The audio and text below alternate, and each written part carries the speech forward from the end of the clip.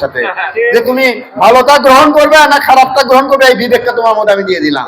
এই বিবেক অন্য কোনো প্রাণীকে দেয়নি, শুধুমাত্র মানুষকে একটি দিয়েছে, সেটি হলো বিবেক। তোমার সামনে দুইটা জিনিস আমি দিয়ে দিছি, তুমি কোনটা গ্রহণ করবা? ভালোতে তোমার কষ্ট বেশি, খারাপে তোমার অর্জন বেশি, মানে সম্পদ বেশি। তা আমরা তো সম্পদের দিকেই বেশি ঝুঁকি, কারণ এই সম্পদের এক চিলতে পরিমাণ কি আমরা কবরে নিয়ে যেতে পারবো কেউ? এই যে আমরা সম্পদের চিন্তা করি, এত কিছু চিন্তা করি, আমরা কি 1 ইঞ্চি পরিমাণ ওই জানাজার সাদা যে 3.5 হাত কাপড় রয়েছে, বা যে কাপড় মানে কাফনের যে কাপড় রয়েছে, এ ব্যতীত আমাদের সাথে কিছুই যাবে না।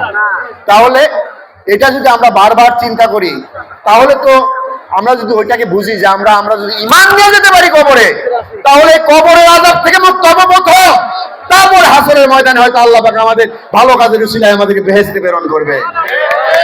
তাহলে এটা আমরা চাবো না? তাই আসুন আমরা আল্লাহর পথে, কোরআনের পথে আমাদের জীবনকে সাজাই। আসুন আমরা সবাই মিলে যে মতেই যাক, যে পথেই যাক, কিন্তু আমরা মহান সৃষ্টিকর্তাকেই বুঝি।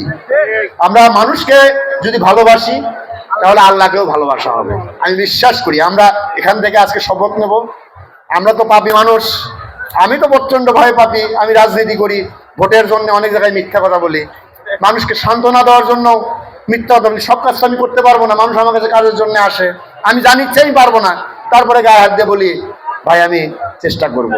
আপনি চিন্তা করেন না, আমার সর্বোচ্চটা আমি করবো, যতই মানসিক ভাবে অন্তত শান্তিটা পাই। কিন্তু আমি জানি আমি মিথ্যা কথা বলছি। তাই আমি আপনাদের দরবারে আসছি।